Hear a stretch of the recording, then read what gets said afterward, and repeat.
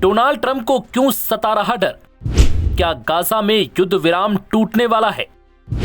Trump के दामाद भागे भागे क्यों पहुंचे इजराइल? मिस्र में हुआ गाजा शांति समझौता इन दिनों बड़ी नाजुक स्थिति में है।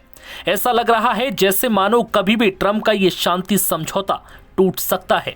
यही वजह है कि अमेरिका के विशेष दूत स्टीव विटकॉफ और डोनाल्ड ट्रंप के दामाद जैरेड कुशनर भागे भागे इजराइल पहुंचे और इसकी सबसे बड़ी वजह है गाजा में हुए युद्ध विराम समझौते को बचाना। दरअसल गाजा शांति समझौते पर खतरे के बादल मंडरा रहे हैं, क्योंकि हमास द्वारा 2 इजरायली सैनिकों की हत्या के बाद तेल अवीव ने गाजा में सहायता की आवाजाही रोकने की धमकी दी।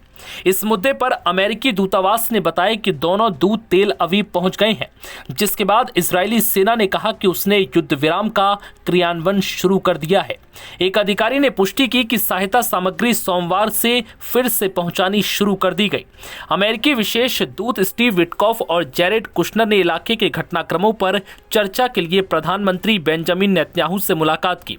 प्रधानमंत्री ने एक भाषण में बताया कि अमेरिकी उपराष्ट्रपति जेडी वेंस और उनकी पत्नी उषा वेंस मंगलवार को इजराइल के दौरे पर आएंगे और उनसे मुलाकात करेंगे।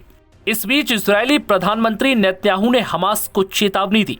उन्होंने कहा कि इजरायली सेना पर किसी भी तरह का हमला हुआ तो इसकी बहुत भारी कीमत चुकानी पड़ेगी।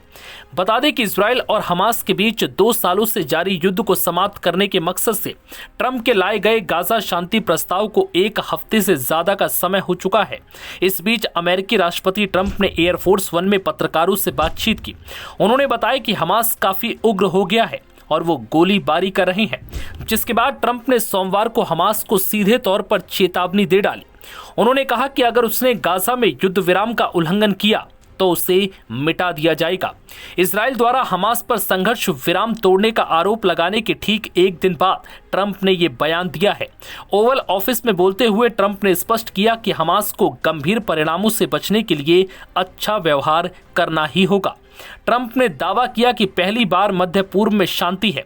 हमने हमास के साथ एक समझौता किया है, वो बहुत अच्छे बनेंगे और अगर वो ऐसा नहीं करते तो जरूरत पड़ी तो हम उन्हें मिटा देंगे। इसके साथ ही ट्रंप ने हमास पर पहले हिंसा करने का आरोप लगाया और दावा किया कि अब इस समूह को ईरान या अन्य राष्ट्रों का समर्थन प्राप्त नहीं है। दरअसल ट्रंप ने मिस्र में जिस गाजा शांति समझौते को कराने का ढोल पीटा था, उसमें प्रमुख शर्त हमास के निरस्त्रीकरण और गाजा में एक नई सरकार के गठन की थी, जिसका हिस्सा यह आतंकी समूह नहीं होगा। लेकिन हमास हथियार डालने को तैयार नहीं, जिससे खेल पूरी तरह फिर से पलट सकता है।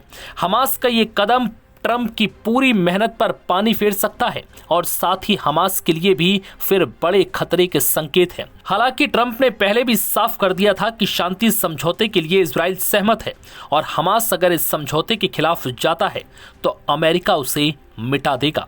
नव भारत टाइम्स की रिपोर्ट।